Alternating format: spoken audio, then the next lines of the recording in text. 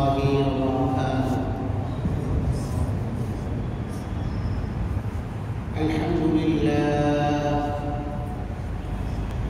الحمد لله نحمده ونستعينه ونستغفره ونؤمن به ونتوكل عليه ونعوذ بالله من شرور أنفسنا ومن سيئات أعمالنا. من يهده الله فلا مضل له ومن يضلل فلا هادي له. ونشهد أن لا إله إلا الله وحده لا شريك له. ونشهد أن محمدا عبده ورسوله صلى الله تعالى عليه وعلى آله وصحبه وبارك وسلم تسليما كثيرا. أما بعد فأعوذ بالله من الشيطان الرجيم. بسم الله الرحمن الرحيم. إن الذين قالوا ربنا الله ثم استقاموا فلا خوف عليهم ولا هم يحزنون. أولئك أصحاب الجنة خالدين فيها جزاء بما كانوا يعملون.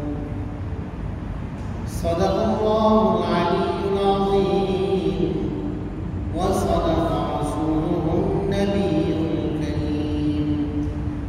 ونحن على ذلك من الشاهدين والشاكرين والحمد لله رب العالمين.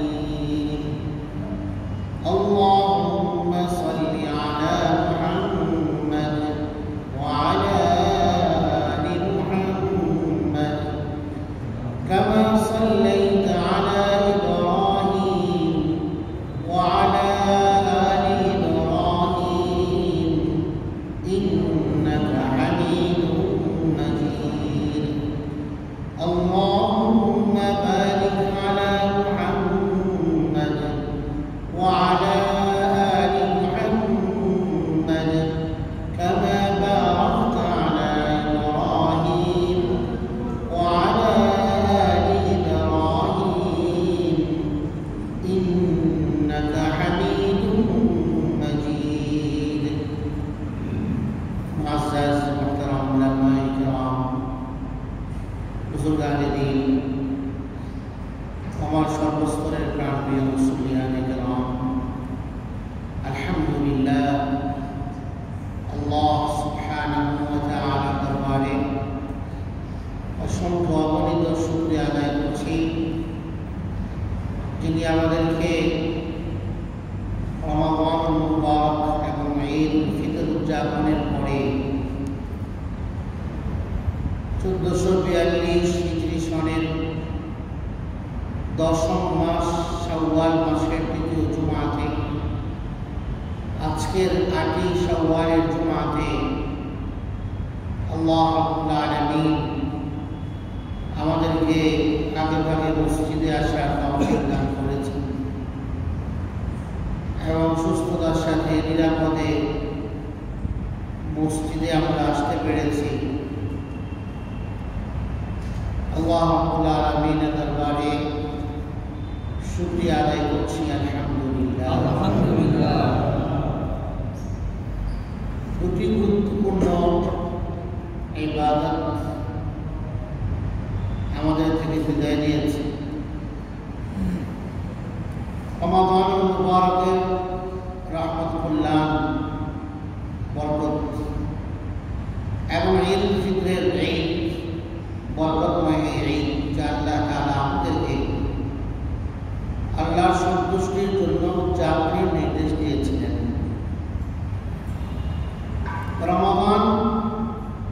বিদায় নিয়েছে, সাথে ঈদও বিদায় নিয়েছে। আল্লাহ রাব্বুল আলামিন আমাদেরকে দয়া করে রমাদান দান করেছিলেন। রমাদানের রহমত কল্যাণটুকু আল্লাহ তাআলা আমাদের জন্য অবারিত করেছেন, প্রশস্ত করেছিলেন।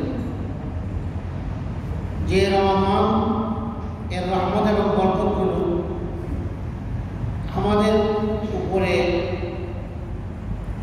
মেঘমালার ন্যায় আমাদেরকে ছায়াদান করেছেন এবং রমাদানে আমরা সালাতুত তারাবিতে হাফেজে কোরআনদের সুললিত কণ্ঠের সেই কোরআন কারীমের তিলাওয়াত আমরা শুনেছি, যা আমাদের মস্তিষ্ককে সুশোভিত করেছে এবং আমাদের হৃদয়কে কোরআনের আলোয় আলোকিত করেছে।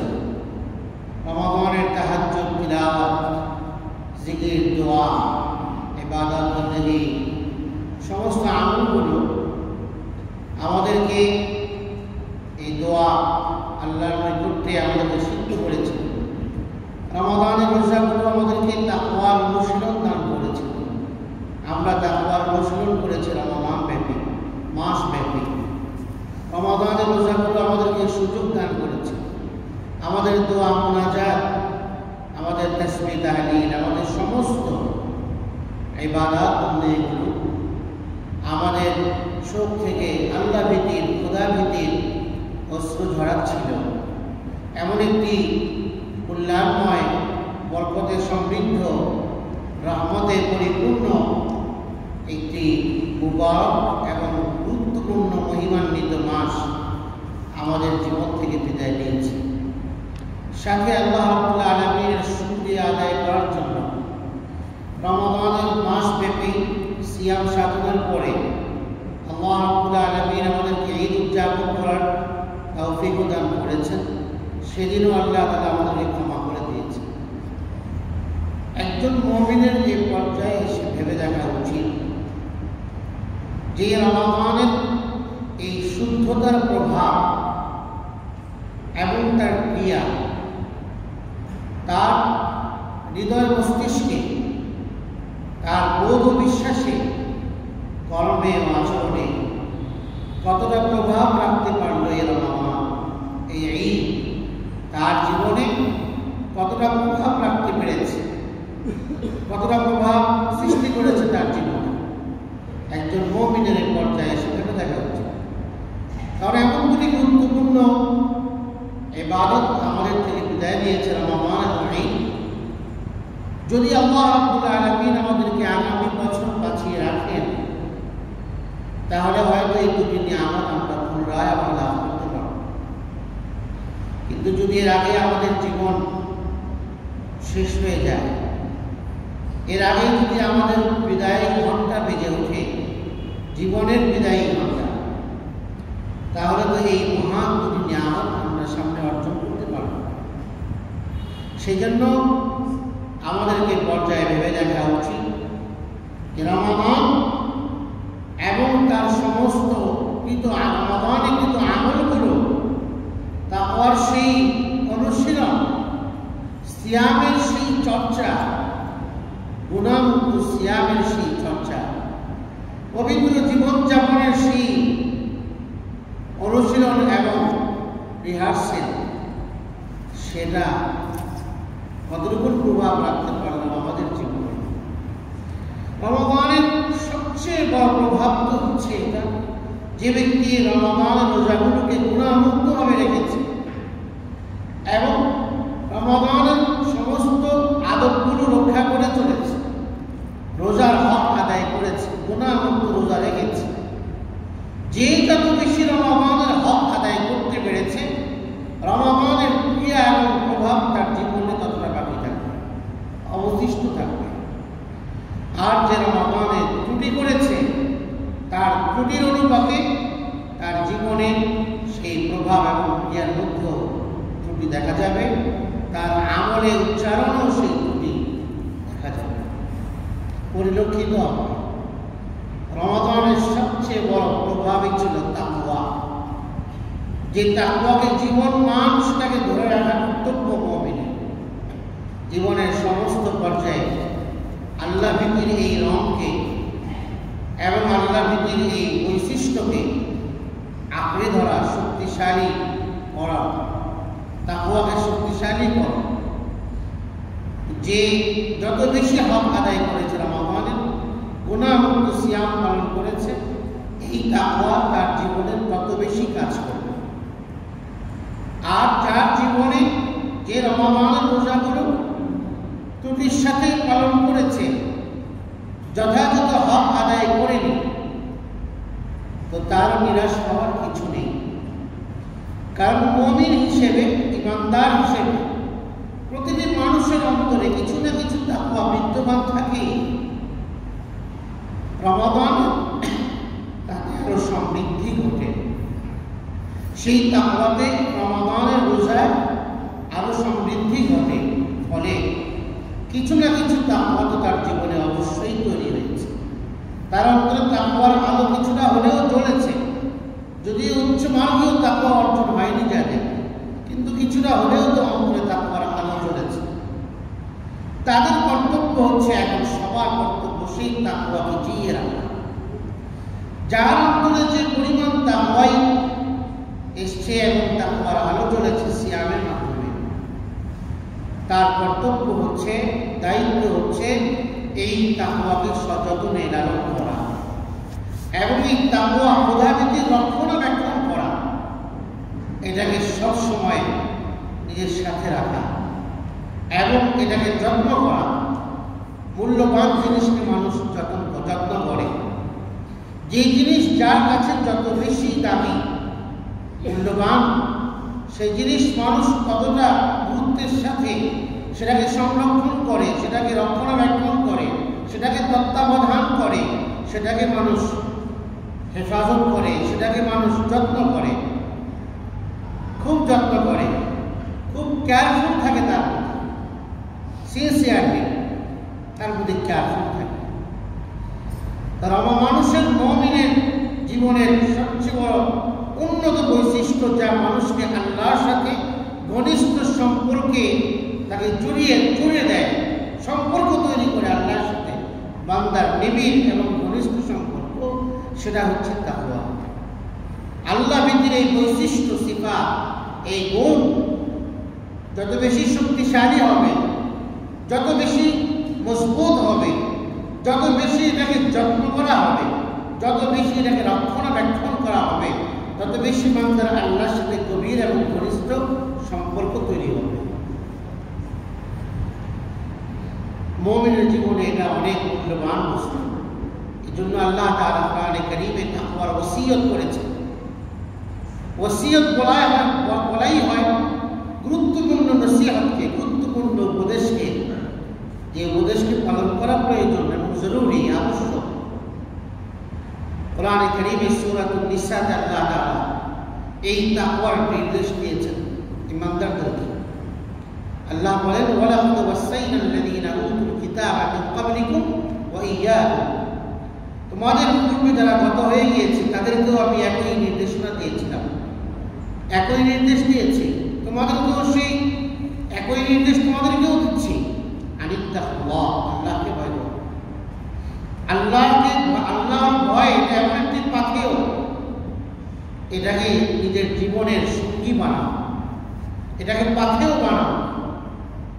এই গুণ থাকলে, এই বৈশিষ্ট্য তোমাকে আল্লাহর নাফরমানি থেকে, গুনাহ থেকে তোমাকে বাঁচিয়ে দেবে। এবং তাকওয়া মানুষকে কল্যাণের দিকে আহ্বান করে, কল্যাণের প্রতি উদ্বুদ্ধ করে। খোদাভীতি, তাকওয়া, গুনাহ থেকে বেঁচে থাকা, এই বৈশিষ্ট্য এটা গুনাহের প্রতি ঘৃণা সৃষ্টি করে, গুনাহের পথ থেকে ব্যক্তিকে দূরে সরিয়ে রাখে।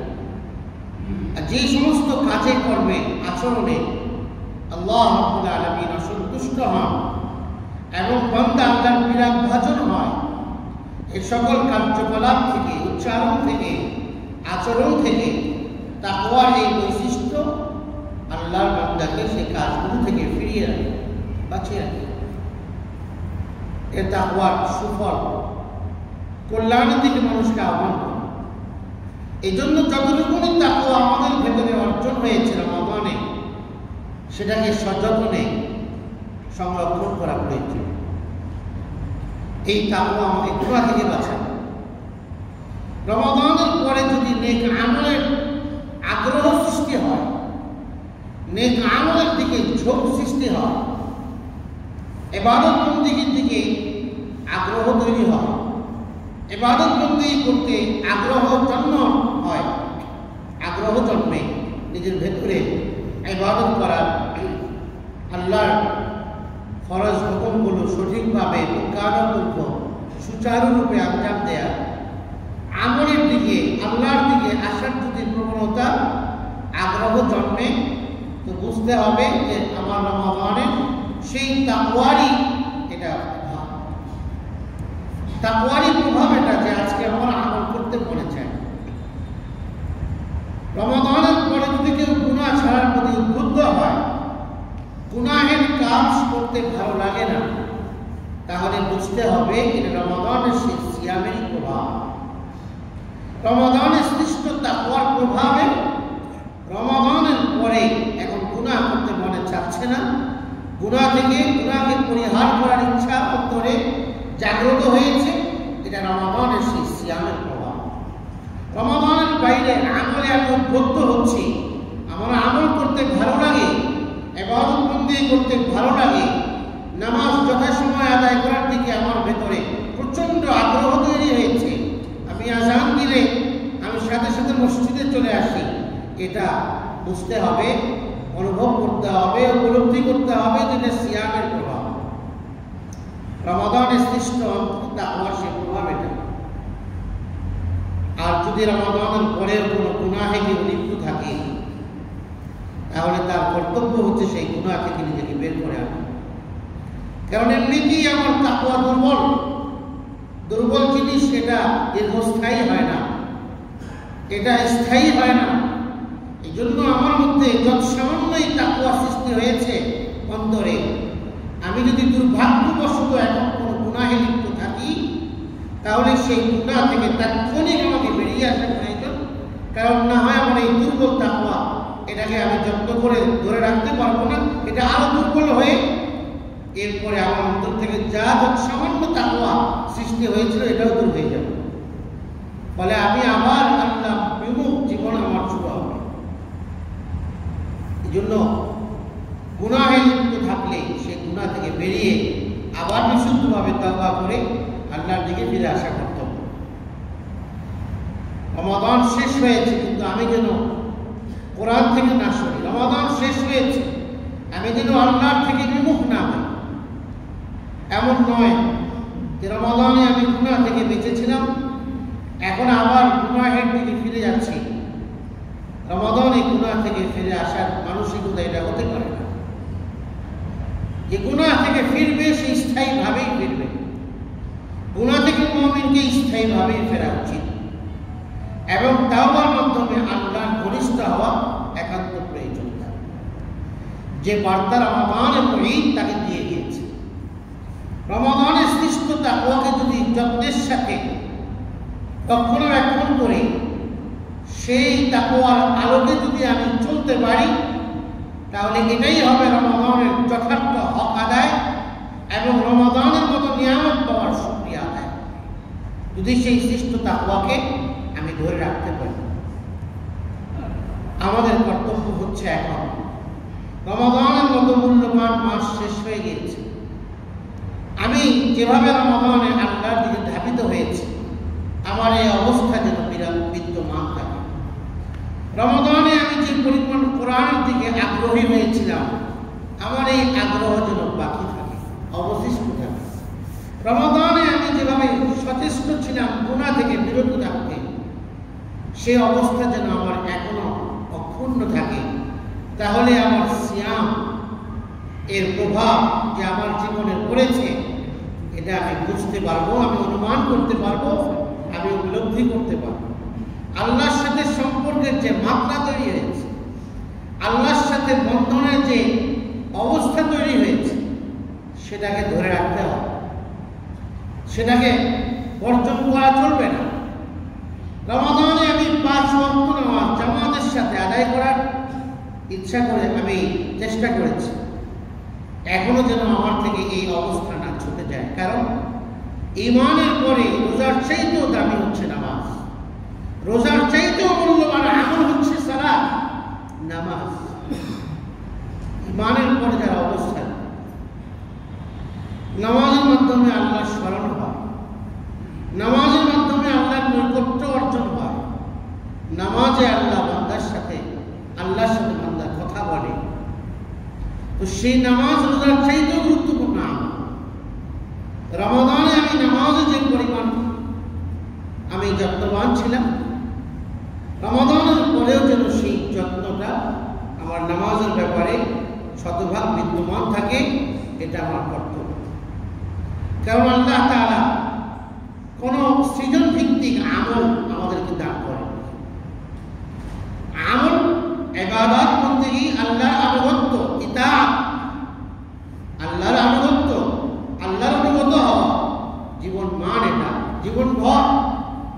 একটি মাসে আমি আল্লাহর ইবাদত করব, বাকি মাসগুলোতে আমি আল্লাহর থেকে দূরে থাকবো, এরকমটা কোনো সময়সীমা আল্লাহ তাআলা আমার ইবাদতের জন্য বেঁধে দেননি। ইন্নাল্লাহ, আল্লাহ তাআলা লাম ইয়াজআল লিআমালিল মুমিনি আজরান দুনাল মাউত, মৃত্যু ছাড়া মুমিনের আমল স্থগিত করবার কোনো সময় নেই। আমল চলছে তো চলবে। প্রাপ্তবয়স্ক হওয়ার পর থেকে আল্লাহর ইবাদত বন্দেগী, হুকুম আহকাম মানা এবং নিষেধাজ্ঞাগুলো থেকে বেঁচে থাকার যে কাজ শুরু হয়েছে, কাজ মৃত্যু পর্যন্ত চলবে, অব্যাহত থাকবে। সৃজন ভিত্তিক আমল ইসলামে নেই। রমাদানে আমি পরিপূর্ণ মুসল্লি হয়ে গেলাম, রমাদানের পরে অবস্থার বাইরে আমার জীবন, এরকম মুসল্লি আল্লাহ হতে পারেননি। আল্লাহ তাআলা ইসলামের সমস্ত বিধানের সাথে নিজেকে জড়িয়ে রাখেন, আদেশ করেছেন। এভাবে চলতে পারলে এটা হবে আল্লাহ তাআলার আনুগত্য। তাহলে সৃজন ভিত্তিক আমল করে আল্লাহর আনুগত্য করা, যে আমি আল্লাহর অনুগত, এই কথা বলা মুশকিল। আল্লাহর আনুগত্য সর্বাবস্থায়, সব মুহূর্তে, সব অবস্থাতে, সুখে দুঃখেও আমল, ভালো খারাপ অবস্থাতেও আমল। মসজিদকে আমি যেভাবে আঁকড়ে ধরেছি রমাদানে, আমার এই আঁকড়ে ধরা যেন আমার মৃত্যু পর্যন্ত অটুট থাকে, মৃত্যু। আজকে ফিলিস্তিনের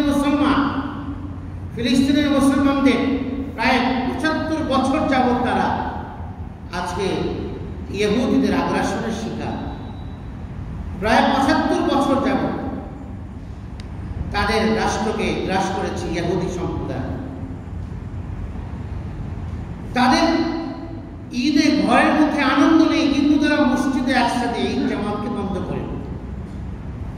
তাদের ঘরে খাবার নেই, ঘরের সন্তানের লাশ পড়ে আছে, কিন্তু মসজিদে আকসা থেকে তারা দূরে সরে যায়নি। হাজারো বিপরীত অবস্থা তৈরি হয়েছে তাদের জীবনে, কিন্তু আল্লাহর ঘর, মুসলমানদের প্রথম কিবলাতুল মুসলিমিন, মসজিদে আকসা, বাইতুল মুকাদ্দাসকে তারা ছেড়ে যায়নি। আল্লাহর ঘরের প্রতি তাদের এই তাজিম আর সম্মান আমাদের জন্য শিক্ষার বিষয়।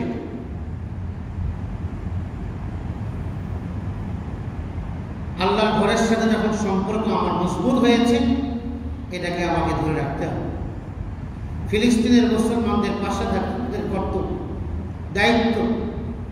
কারণ ফিলিস্তিনের অবস্থিত এই মসজিদে আকসা শুধু গাজাবাসীদের নয়, ফিলিস্তিনের মানুষদেরই নয়, এটা আমাদের, এটা মুসলিম উম্মাহর সম্পদ।